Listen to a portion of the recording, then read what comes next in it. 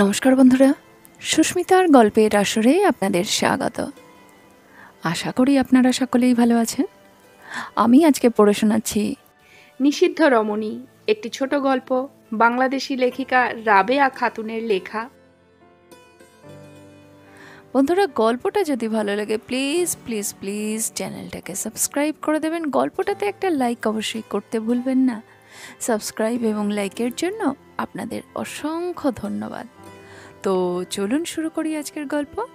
নিষিদ্ধ রমণী, একটি ছোট গল্প, বাংলাদেশি লেখিকা রাবেয়া খাতুনের লেখা। শুনে দেখুন আপনাদের ভালো লাগে কিনা।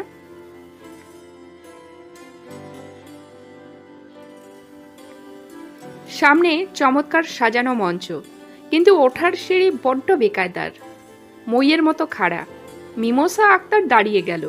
সুন্দরম গোষ্ঠী থেকে যে প্রবীণ শিল্পী পুরস্কৃত হবেন, দুদিক থেকে দুই তরুণ তাকে ধরে তুলে নিয়েছে ডায়াসে। ওই শটান সিঁড়ি যে কারো জন্য, বিশেষ করে শাড়ি পরা মহিলা, বিপজ্জনক। বিষয়টা সুন্দরমের বিবেচনা করা উচিত ছিল। মিমোসা আজকের প্রধান অতিথি, ডাকও পড়েছে। রেলিং থাকলেও কথা ছিল। চোখের ওপরে সে দেখেছে মাঝ সোপান থেকে দলামোচড় হয়ে এক মহিলা গড়াচ্ছেন নিচের দিকে। দুধারে ঘাড় ফেরা ছিল। পিছনে এসে দাঁড়িয়েছে দীর্ঘকায় শ্যামল এক যুবক। সায়েন্স ফিকশনের উপন্যাস লিখে হালের নামী লেখক। ছোট পর্দায় দেখা যায়, পত্রপত্রিকাতেও। মিমোসাকে দিয়ে কেউ যেন স্পষ্ট গলায় কথা বলিয়ে দিল, আরিয়ান অরুণ, হাত ধরুন। আরিয়ান তাকালো এক পলক। মৌখিক পরিচয় নেই, কিন্তু টিভি ব্যক্তিত্বের চেহারা অচেনা নয়। সে শক্ত মুঠিতে মিমোসার হাত চেপে ধরে বলল, আসুন। বলতে গেলে গা ঘেঁষে মঞ্চে উঠে আসা। একজন প্রধান অতিথি, অন্যজন বিশেষ অতিথি। আয়োজকদের অনাবশ্যক ব্যস্ততায় ধন্যবাদ পর্যন্ত দেবার সময় পেল না। অনুষ্ঠান শেষে আবার সেই পুলসে রাত। আরিয়ান কাছে এসে হাত বাড়ালো, ধরুন। দুধারে অথই দর্শকের চেয়ার, মাঝে চিকন সিথির মতো পথ। দর্শকদের ভেতর যেমন হয়, যেন একটা অলিখিত গোপন চুক্তি থাকে কে কার আগে বেরোবে। সিঁড়ির পরও আরিয়ান হাত ছাড়েনি। সরু রাস্তা পার হয়ে এসে দাঁড়ালো ফাঁকা চত্বরে। আরিয়ানের বুকের বাঁদিকে সুন্দরম থেকে দেওয়া ফুলের স্তবক। একটা বাড়িয়ে ধরতে মিমোসা মৃদু হেসে বলল, সবকিছুর জন্য অনেক অনেক ধন্যবাদ। ওয়েলকাম। আরিয়ান গাড়ির লক খুলে প্রশ্ন করলো, কারো জন্য অপেক্ষা করছেন? বিব্রত ভঙ্গি মিমোসার। গাড়ির আসার কথা। আরিয়ান সহজ সুরে বলল, দাঁড়িয়ে না থেকে আমার কাছে এসে বসুন না। এইসব অনুষ্ঠানের ভিড় ফাঁকা হতে সময় লাগে না। কে এসে কোথায় চলে যায়। একা দাঁড়িয়ে থাকাটা বেখাপ্পা দৃশ্যের মতো। করার কিছুই নেই। একটি টয়োটা করোলা পুরো পরিবারের প্রয়োজন মেটায়। জ্যামের ব্যাপারটাও আছে। মিমোসা আরিয়ানের পাশের সিটে বসল। আমার জন্য আপনার কোনো প্রোগ্রামে বাধা এলো না তো? অনুমতি নিয়ে সিগারেট ধরিয়ে আরিয়ান ঠোঁট উল্টালো, না। সেই তো বাড়ি ফিরে যাওয়া, বাবুর্চির হাতের ডিনার নেওয়া, তারপর লেট নাইটের কোনো ছবি দেখা, নয়তো লেখার টেবিলে বসা। কুচ্ছিত ইচ্ছে হলে ড্রিঙ্কস নিই, ঘুম না এলে স্লিপিং ট্যাবলেট। একটা কথা জিজ্ঞেস করবো? হাজারটা করুন। ডায়াসে অমন করে চোরা চোখে তাকাচ্ছিলেন কেন আমার দিকে?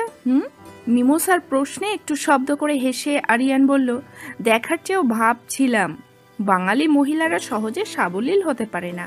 আজকের ঘটনাটা খুবই ছোট্ট, তাও। মোবাইল বাজলো এ সময়। আরিয়ান ধোয়া ছেড়ে বলল, আপনার দেখুন আপনার পায়রা কি বলছে। পায়রা কেন? একসময় বলতাম ইঁদুর, চেহারা সুরাত অনেকটা ওই রকমই ছিল। নোকিয়া থেকে সোনি দেখতে অনেকটা আকর্ষক। দেখুন আপনার শ্বেত কপত কি বার্তা নিয়ে এলো। ভগ্নদূতের? তাতে মুখ মলিন করার কি আছে? রথেই তো বসে আছেন। এখন রথই আপনাকে উড়িয়ে নিয়ে ঠিকানায় পৌঁছে দেবে। আরিয়ান গাড়িতে স্টার্ট নিল। আলোলিকা মিসাকে দিয়ে মেসেজ পাঠিয়েছে, মিটিং থেকে ফিরতে আব্বুর দেরি হবে, দিদা তুমি একটা রিক্সা বা সিএনজি নিয়ে চলে এসো। আরিয়ান তখন বলছে, এটা ভালোই হলো, আপনার বাড়িটা চেনা হয়ে যাবে। বাসায় পৌঁছে মিমোসা বলল, একটু নামবেন না? আজ নয়, যদি অনুমতি পাই তবে মাঝে মাঝে আসবো। এলে কিন্তু খুব খুশি হব। সেই শুরু। কদিন আগের কথা, 8 মাস। সূত্র পরিচয়ের সেই রাত্রে আরও একটা ঘটনা ঘটেছিল। বিরাট ম্যানসনের প্রধান ফটক আলোকিত থাকে সারা রাত্রি। আরিয়ান গাড়ির লক খুলে সোজা হয়ে দাঁড়াতে মিমোসা তাকালো। আপনার বয়সটি এত কম ভাবিনি। আরিয়ান গোফের তলায় একটু হেসে বলল, কম? সরাসরি চোখে চোখ রেখে আরো ছড়ানো হাসি দিয়ে বলল, 40টি মোমবাতি অলরেডি জ্বালানো হয়ে গেছে। আমার তুলনায় 15টি কম হবে হয়তো, কিন্তু আপনাকে দেখে বোঝা যায় না, একদমই যায় না। এমনও হতে পারে দেশের শুধু মন্দ দিক নয়, ভালোর দিকেও অনেক পরিবর্তন এসেছে। 30 বছর বয়সে আমি যখন দেশ ছেড়েছিলাম তখন আপনার বয়সী তরুণী আমার দেখা হয়নি। দেশের মহিলারা 40-এই বড্ড বুড়িয়ে যেত। সেটাই কি স্বাভাবিক ঘটনা নয়? না, তারা বুড়িয়ে যেতে বাধ্য হতো।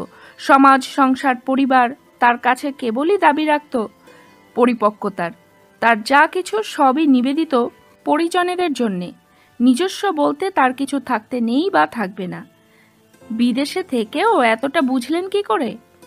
দেশে থাকলে হতো না, বিদেশে ছিলাম বলেই হয়েছে, মানে আমার ধারণা। চশমার ওপারে ঝকঝক করছে আরিয়ানের দুটো চোখ, চোখে সামান্য সমবেদনা ছোঁয়া হাসি। তখনই আরেকটা গাড়ি এসে দাঁড়িয়েছে। রফিক নামতেই দৃষ্টি পড়েছে আরিয়ানের দিকে। আরে তুমি? মিমোসা দুপা সরে এসে বলল, আমায় পৌঁছে দিতে এসেছিল, তোর মনে হচ্ছে পরিচিত। রফিক এক থাবায় আরিয়ানের পিঠের অনেকখানি মাংস চেপে ধরে বলেছিল, একসঙ্গে পড়তাম, তারপর বিচ্ছিন্ন ছিলাম মেলা দিন। কি জানি কি মনে করে এবারে দেশে ফিরে ওই আগ বাড়িয়ে এসেছিল পুরনো বন্ধুত্ব ঝালিয়ে নিতে। ভালোই হলো, মাকে পৌঁছানোর আছিলায় বাড়ি চিনে গেল। আসবে আবার নিশ্চয়। লিফট এসে গেছিল। রফিক মিমোসা সহ ঢুকে গেল ভেতরে। আরিয়ান কেন তারপরেও দাঁড়িয়ে থাকলো নিজেও জানে না। লিফট আবার নিচে ফিরে এলো, শূন্য, কেউ কোথাও নেই। ছাত্রদের দর্শন পড়ায় নিজেকে সেদিন মনে হয়েছিল ছাত্র। কি বলছে শূন্য লিফটটা, কি বলছে? এয়ারপোর্ট রোড টাওয়ার থেকে জাহাঙ্গীরনগর ভার্সিটি পথ অনেকখানি। শুনেছে নিরাপদ নয়, এখনো তার দুঃসাহসিক দুর্বৃত্ত আক্রমণ ঘটনা ঘটেনি, কিন্তু সে রাত্রে আর কিছু না হোক রোড অ্যাক্সিডেন্ট হতে পারত। বড্ড আনমনা ছিল। বিষয়টা অন্যের হলে কিভাবে দেখত? পাগল। সাময়িক অন্য জগতে চলে গেলে এমনই সম্ভব। কি সেই অন্য জগৎ? সময় লেগেছিল বুঝতে, পৌঁছতে। মানু রাত জেগে পড়াশোনা করে। কোত্থেকে কেমন করে যেন জুটে গেছিল ছেলেটা।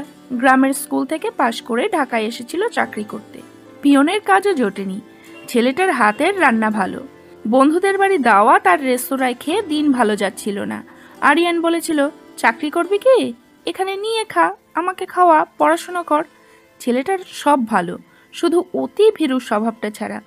বিশেষ করে রাত বাড়লে প্রায়ই বলে, আপনি দেরি করেন, তেনারা এসে বড্ড বেশি ঘোরাঘুরি করে। শুরুর দিকে আরিয়ান ভাবত চোর ডাকাতের কথা। ইদানিং সন্ত্রাসী ডাকাতদের দুঃসাহস সম্ভবত সব সীমা ছাড়িয়ে গেছে। দিনে দুপুরে বাড়ির ভেতরে খুন হয়ে গেলেন প্রতিবেশী একতলার নিজাম সাহেব, কিন্তু পরে বুঝেছেন মানুর ভয় ভিন্ন গ্রহে অবাঞ্ছিত চরিত্রেরা, যাদের নিয়ে কল্পকাহিনী লিখে দারুণ খ্যাতি এসেছে তার জীবনে। সে তাদের উপলব্ধি করে বই কি, দূর মহাশূন্যের গ্যালাক্সি থেকে তারা আসে। টেবিলে শুরু করা যে উপন্যাসটা রয়েছে সেটা সৌরজগতের বিতর্কিত 10ম গ্রহ সেডনা নিয়ে। প্ল্যান ছিল ফিরে এসে কাজে বসবে। খাতাটাও হাতছানি দিচ্ছে, তার চেয়ে প্রবল হচ্ছে কার একটি হাত স্পেসের মইয়ের মতো একটা সিঁড়ি, এক মহিলার সুন্দর মুঠি ধরে চলন্ত গতি ফ্রিজ হয়ে আছে দৃষ্টির পর্দায়। সুদেহী, সুমুখী, আরও পরে বুঝেছিল সুমনাও বটে। ইন্টেলেকচুয়াল হাইটেও ভারী মিলে যায়। যতক্ষণ থাকে রাজ্যের গল্প, যা ফুরিয়েও অনন্ত। কথা প্রসঙ্গে একদিন বলেছিল, আমি আপনার চেয়ে কিছু হলেও ছোট, তুমি বললে ভালো লাগবে। মিমোসা কাপে সোনালি লিকার ঢালতে ঢালতে বলেছিল, এরপর কি বলবে? খালা আম্মা বা আপা ডাকতে বাধা দিয়েছিল আরিয়ান। এই সম্পর্কগুলো মানে পাতানো, একদম আস্থা নেই।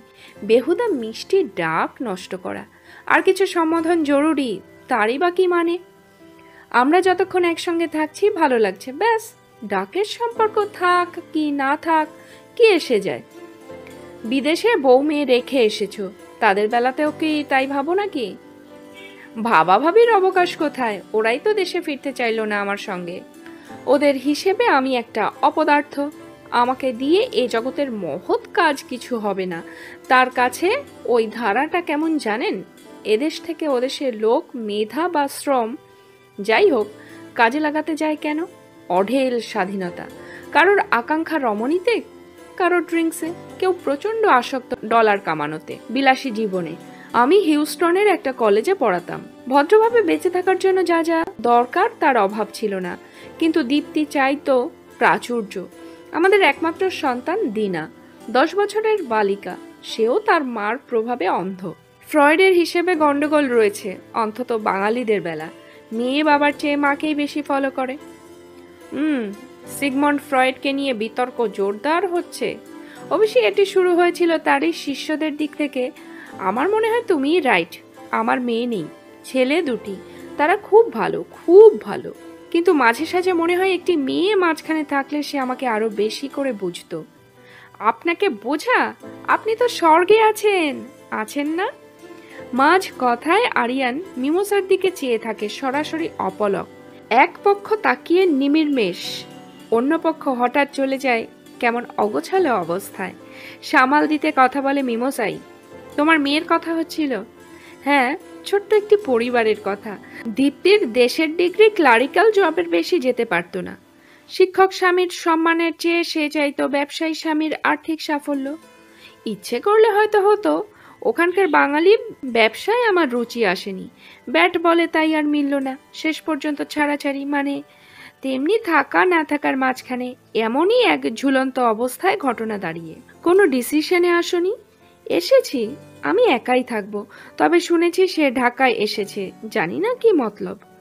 আরিয়ানের ঠোঁটে সামান্য কামড়, কপালে কয়েকটা দাগ। মিমোসা তাকিয়ে। আরিয়ান চিবুক তুলে হাসলো। কপালের দাগ দেখছেন? বয়স্ক মানুষের মতো আজকাল ওটা বেশি ফুটছে। আমি কিভাবে নিই বলছি। পিগমি নববধূর আদরের চিহ্ন। জানেন বোধহয়, বিবাহ লগ্নে পিগমি স্ত্রী তার স্বামীর কপালে তীক্ষ্ণ তীরের ফলার খোঁচায় এঁকে দেয় বিয়ের চিহ্ন। সেই ক্ষত স্বাক্ষর আজীবন স্বামীকে অপরের কাছে চিনিয়ে দেবে বিবাহিত পুরুষ বলে। হয়তো আমিও এক পর্যায়ে তেমনই হতে পারতাম। বাঁচিয়ে দিল এই গল্প গল্প লেখার নেশা। ওহ, দুর্দান্ত, দুরন্ত। হঠাৎ করে ওই শখটাই তোমায় ভর করলো কেন? জীবনের কোনো অভিজ্ঞতাই ফেলনা নয়। কিছুদিন কাজ করেছিলাম হিউস্টন জনসন স্পেস সেন্টারে লাইফ সায়েন্সের প্রজেক্টে। পৃথিবীর মানুষেরা, পড়তে হবে প্রিয়জনেরা। যখন আমায় অচ্ছুত করে দিচ্ছিল, তখন কি জানি কোত্থেকে সান্নিধ্য পেতে লাগলাম স্পেসের কল্পিত প্রাণীদের। এখানে এসে চাকরি নিলাম, সেই সঙ্গে লেখার কাজ। আশ্চর্য সমাদর পেলাম। নতুন একটা জীবন, তার ভেতরে আপনার সঙ্গে পরিচয়। পরিচয় নয়, যেন নতুন করে নিজেকে আবিষ্কার। বেঁচে থাকার অর্থ উল্লাস। পারিবারিক আদর যত্নের কাঙাল ভদ্র সুদর্শন মানুষটি কবে থেকে চিন্তায় ব্যবহারের কাছাকাছি হতে লাগলো টের পায়নি মিমোসা। তার জীবনে শোক ছিল, দুঃখ ছিল, অপমান ছিল না। আরিয়ানের কপালে কেবল ভাবনার দাগ নয়, ঘামের বিন্দুও দেখা দিয়েছিল সন্ধ্যা তারার মতো। 2 হাত দুধারে ছড়িয়ে সোফার পিঠে মাথা হেলান দিয়ে রেখেছিল আরিয়ান। মিমোসা উঠে পিছন থেকে আঁচলে ঘাম মুছিয়ে দিয়েছিল। আরিয়ান করেছিল এক অদ্ভুত ব্যবহার। সেকাল হলে বলা হতো নীলাম্বরী। একালে সুতির নীল শাড়িতে সাদা চেক কাটা আঁচলের একটা অংশ চোখের ওপর তুলে ধরে বলল, আপনি কি আরো সুন্দর হয়েছেন? সীমা লঙ্ঘন করার মতো ঘটনা। মিমোসার ভুরুতে টান পড়ল। বলল, জানো আমি রাগ করতে পারি? না, পারেন না। আরিয়ান উঠে দাঁড়িয়ে বলল, দার্শনিকের দৃষ্টি বলছে আপনি কখনো মন থেকে আমার ওপর রাগ করতে পারেন না। আপনার সৌন্দর্যের প্রশংসা করেছি, সেটা চাটুকারিতা নয়, সত্যি। এখনো আপনি দৃষ্টিকাড়া আকর্ষক। থামো থামো, কে কোথায় শুনতে পাবে? পাবে না। ঘরে 2টো ফ্যান চলছে, একটা এসি, আর শুনলেই বা কি? আমি কি অসত্য কিছু বলেছি? হতে পারেন আপনি এক সুখী সংসারের সব দিক থেকে পরিপূর্ণা অপূর্বা নারী, দেশের উল্লেখযোগ্য পার্সোনালিটি এবং সেলিব্রিটি, কিন্তু তার মানে কি এই আপনার দেহের রূপ যৌবন থাকা অপরাধের, আর তা নিয়ে কোনো কথা বলা যাবে না? কি করব আমি ওগুলো দিয়ে? কি কাজে এলো সেসব? প্রশ্নটা করতে গিয়েও করা হয়নি। এক আত্মজিজ্ঞাসা। ঘুম নিয়ে মিমোসার কোনো সমস্যা নেই। রাতের খাবারের পর পারিবারিক ঘরোয়া কথাবার্তা, বাচ্চারাও যাতে সামিল হয়। জি চ্যানেলে কি একটা সিরিয়াল আছে বড়দের, সবাই মিলে সেটা দেখা হয়। পর্দার চরিত্ররা কখনো স্নেহে মমতায়, কখনো বিদ্বেষে, পরকীয়া কিংবা পরিশুদ্ধতম মিষ্টি প্রেমে একাত্ম হয়ে যায় ছোট্ট পরিবারটিতে। আলোলিকা কখনো বিরুদ্ধ পার্টি হলেও জিততে পারে না। রফিকের সহাস্যমত, বুঝলে, কো এডুকেশনে পড়া ছেলে মেয়েদের বাড়ি থেকে মুক্ত চেতনা বক্তব্যের বিকাশ ঘটা প্রয়োজন। শফিক বা হাতের পাঞ্জায় ডান হাতের শব্দ বাজিয়ে ঘাড় নাড়ে।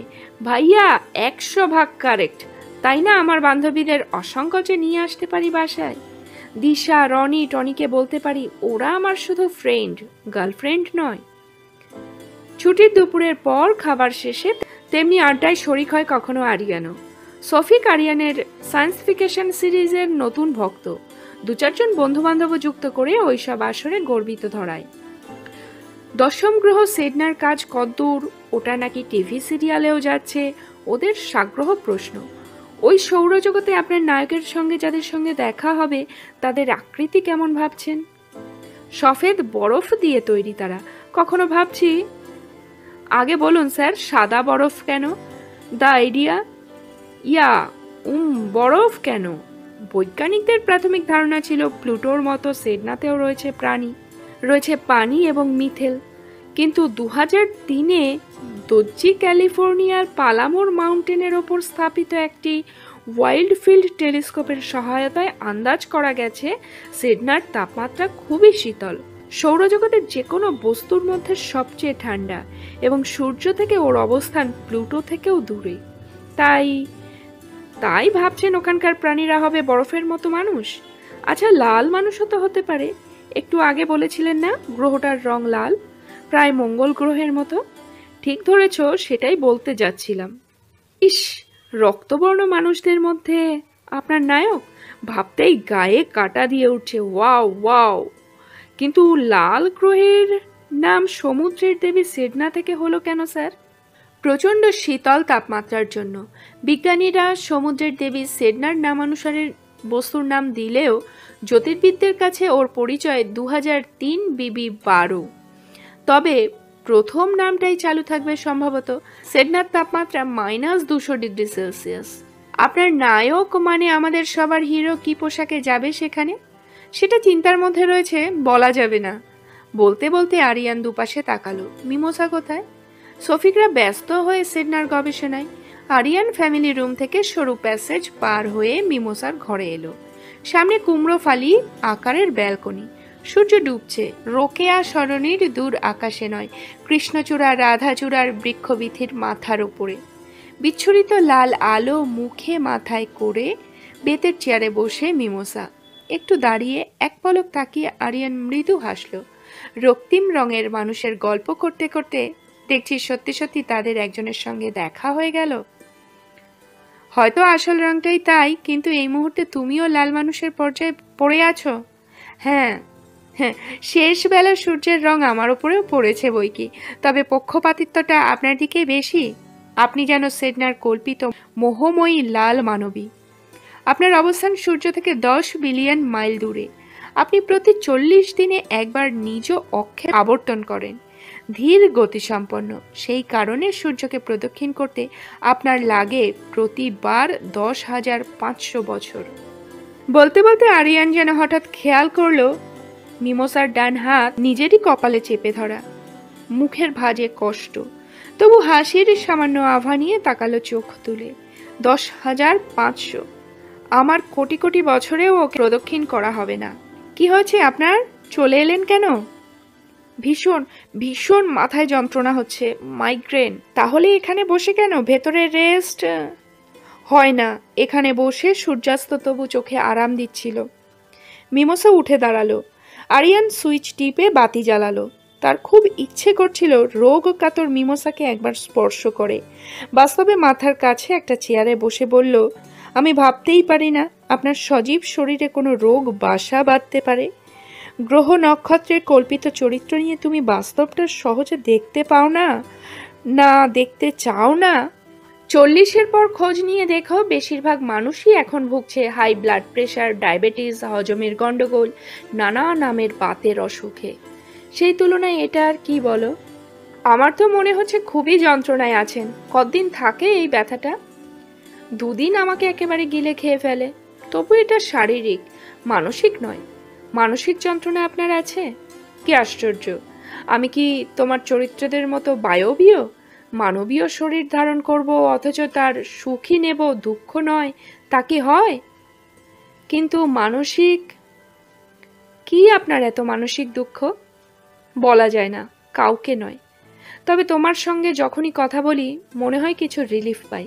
কিছু নয়, অনেকখানি।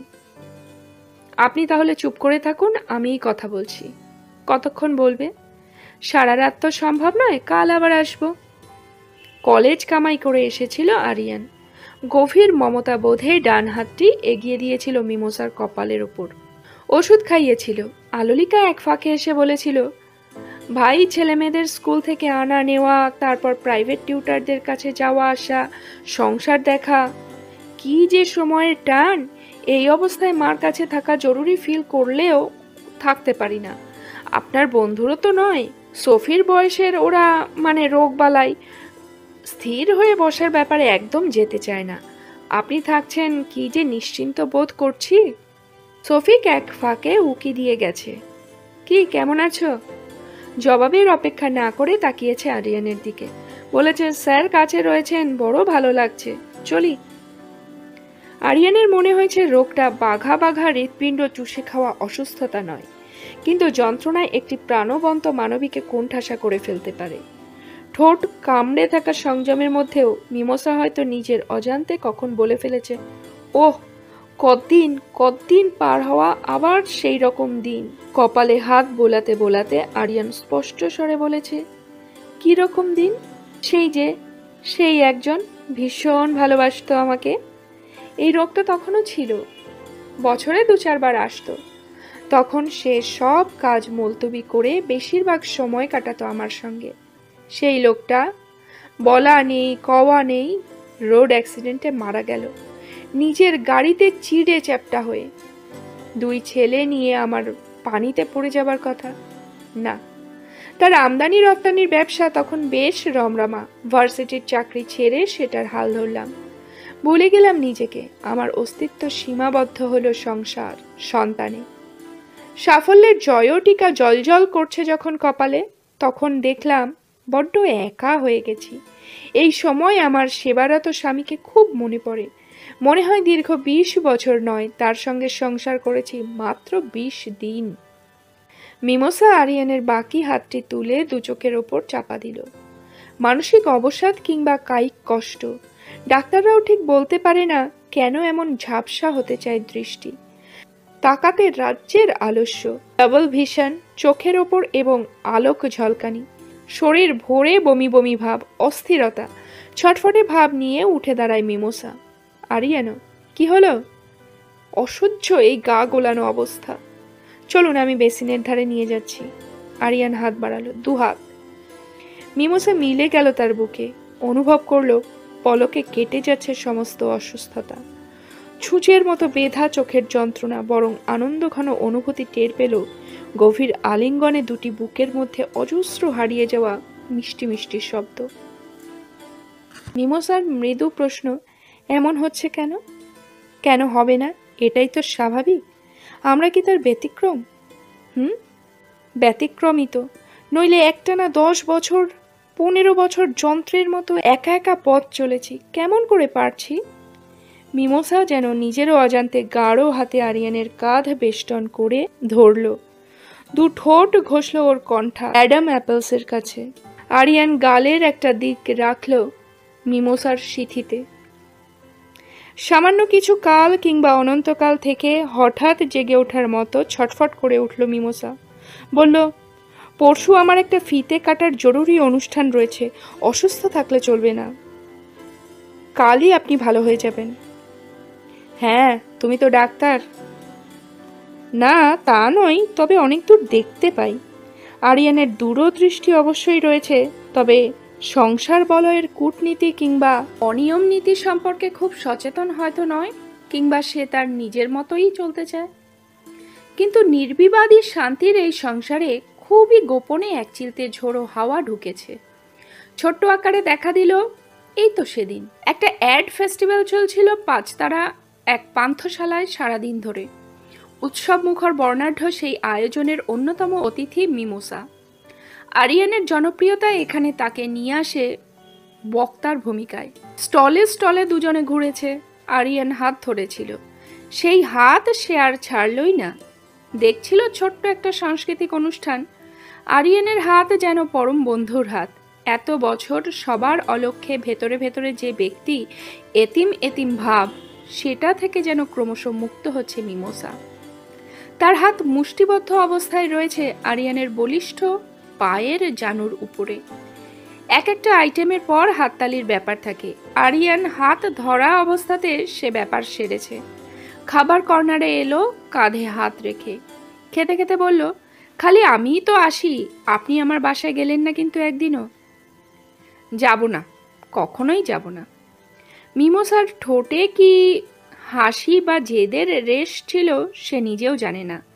তাকিয়ে খুব মিষ্টি করে হেসে আরিয়ান বলল, আচ্ছা আমিই আসব। সফট ড্রিঙ্কসের স্ট্রতে একবার মুখ লাগিয়ে আবার বলল, গেলে কিন্তু খুব খারাপ লাগতো না? এই নাগরিক গ্যাঞ্জাম থেকে একটু দূরে আমার ফ্ল্যাটের চারিদিকে অনেকখানি ফাঁকা আকাশ, অনেক সবুজ, কাছাকাছি একটা লেকও আছে, তাই তো যাব না। বাধা কিসের? তুমি আজও খালা আম্মা টাম্মা ডাকতে পারলে না, তাহলে যাওয়াটা সহজ হতো। How funny! ডাকে কি এসে যায়? আর খালা আম্মাদের বুঝে নিজস্ব জীবন বলতে কিছু থাকতে নেই বন্ধু কিংবা প্রেমিক? কথার জবাবটা তক্ষুনি দেওয়া হয়নি, মাঝে এসে পড়েছিলেন অনেক উঁচু তলার এক ব্যক্তিত্ব। কিছুটা সময় তার সঙ্গে আলাপচারিতার পর ফিরে এসে দেখল আরিয়ান না বলে চলে গেছে। আরিয়ানের ফোন এলো রাতে, কদিন আর আসা হবে না। কেন? চাকরি করি না, একটা সেমিনারে বাইরে যেতে হবে। সন্ধ্যায় অমন করে চলে গেলেন কেন? ব্যাপারটা অনেকটা টিনেজারদের মতো হয়ে গেল নাকি? হয়তো, তবে সম্ভবত সব পুরুষই তার প্রিয় মানুষের কাছে কোনো না কোনো সময় ফিরে যায়, বাল্যে, কৈশোরে, তরুণ্যে। এমনকি একজন সুস্থ মানুষ সাময়িক পাগলও হয়ে যেতে পারে কেবল তারই কাছে। আমি হয়তো তাই হয়েছিলাম। সেই সঙ্গে মনে হয়েছিল আপনার আমার মধ্যে রয়েছে শত আলোকবর্ষ দূরত্ব। আমার কি আশ্চর্য দুঃসাহস! কি করে সেখান থেকে? আসলে বাবুর অভিমান হয়েছে। বাইরে যাওয়া বাজে কথা, বলো ঠিক ধরিনি? বাইরে যাব না, তবে গৃহবন্দী থাকতে হবে সিডনার সঙ্গে।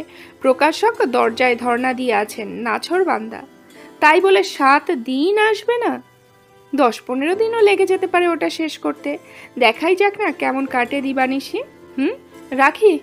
ঘরের বাইরে চলছিল তখন সফিকের আস্ফালন অথবা বিদ্রোহ।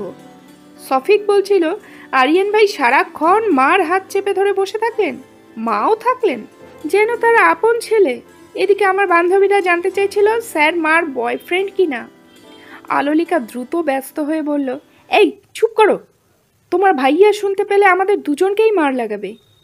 লাগাক, তবু বলবো ওই লোক। ওরে তুই থামবি না, আমি একটা চড় লাগাবো তোকে।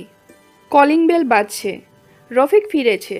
দুজন ছিটকে পড়ল দুদিকে, কিন্তু পাশাপাশি ঘটল আরও কিছু অপ্রিয় ঘটনা। আলোলিকার বান্ধবী রাশা মিমোসার দরজার কাছে এসে সালাম জানালো, বাইরে গিয়ে চেপে ধরল বন্ধুর কাঁধ। এই কি শুনছি এসব? রবীন্দ্রনাথের সেই গানের মতো, আমার খেলা যখন ছিল তোমার সনে, তখন কে তুমি তা কে জানতো। আরে না, কোথায় কি সব শুনছিস? না, আরিয়ান ভাই আমাদের ফ্যামিলি ফ্রেন্ড। রাশা মুখ মেলেছিল পাশের ঘরে, দিশা চলে এলো একদম মুখোমুখি। দিদা, তুমি নাকি আমাদের ছেড়ে কার সঙ্গে কোথায় চলে যাবে? না রে, আমি তো তোদের কল্পকাহিনীর ব্ল্যাক হোলে ঢুকে যাওয়া এক প্রাণী, যে আর কখনো বেরোতে যেন ঘোরের ভেতর থেকে কথা বলে। মিমোসা ছাদে হাঁটছিল, হাঁটতে হাঁটতে একটা স্বপ্ন দেখা।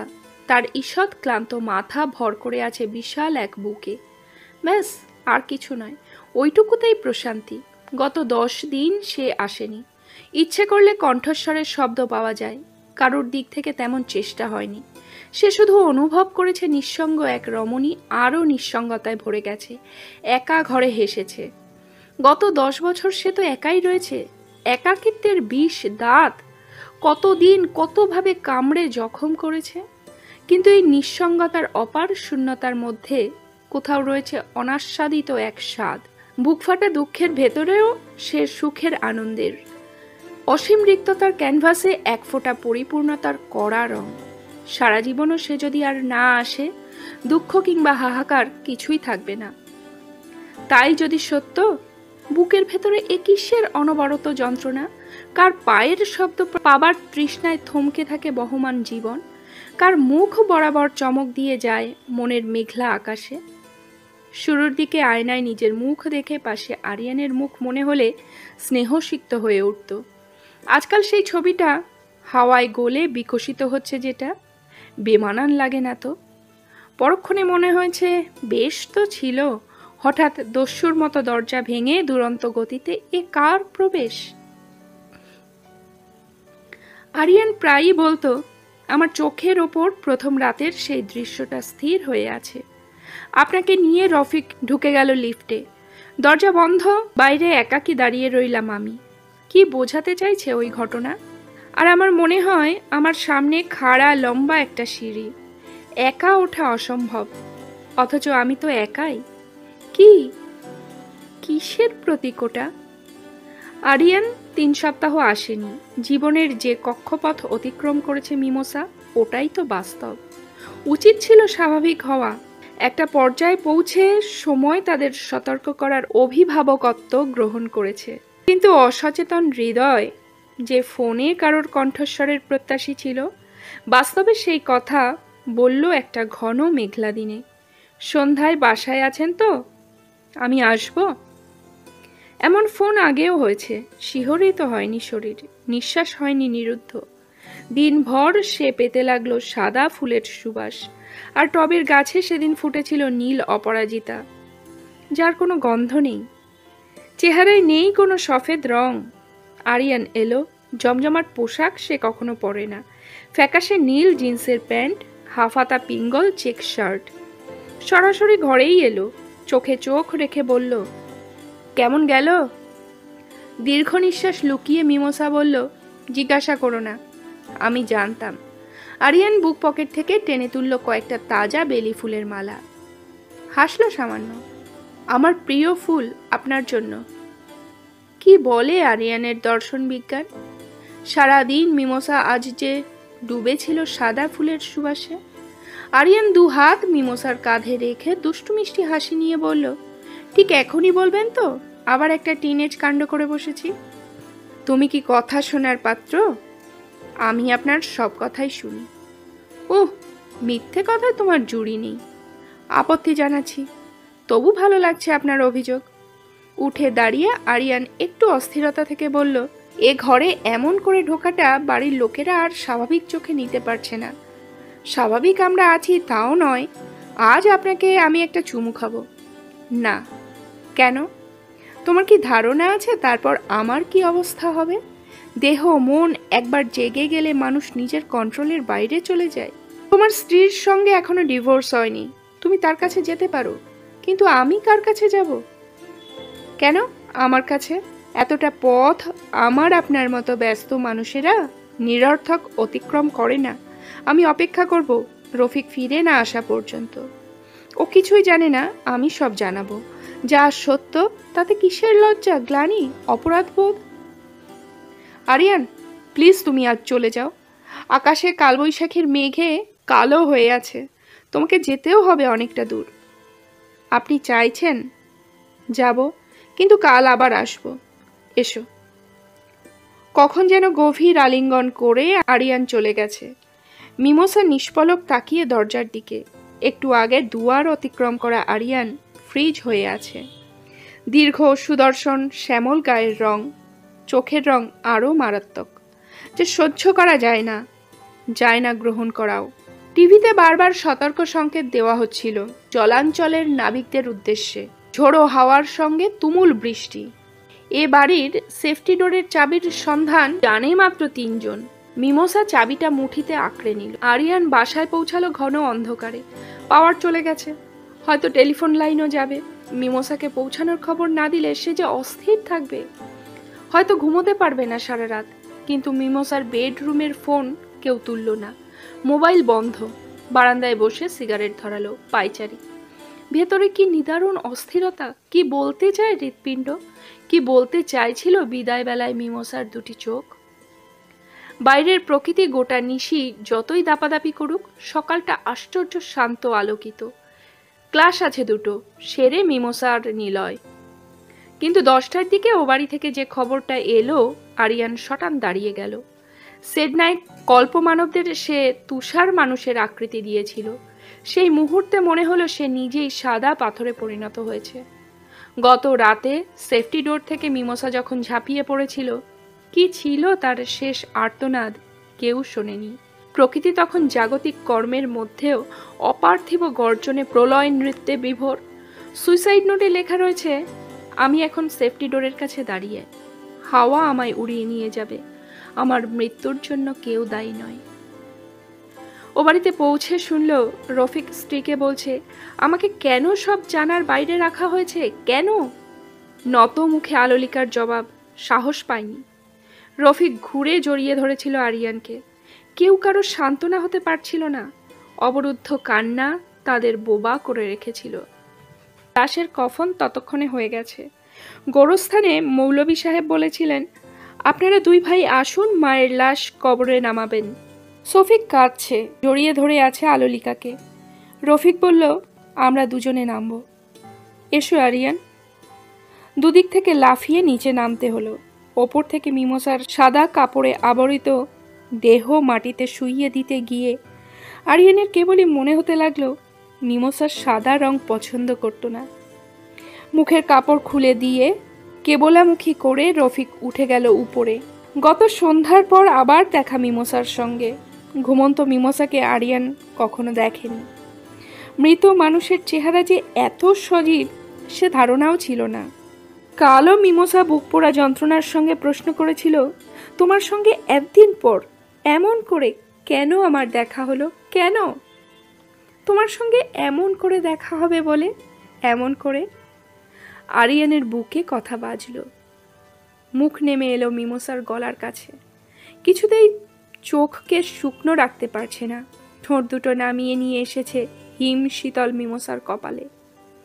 ওপর থেকে মৌলভী সাহেব বলছেন, ও রফিক সাহেব, মুর্দার শরীর ছুলে সে ব্যথা পায়, কষ্ট পায়। রফিক চোখ থেকে হাত সরিয়ে জবাব দিল, মৃত মানুষের কোনো কষ্ট নেই, সব কষ্ট জীবিত মানুষের।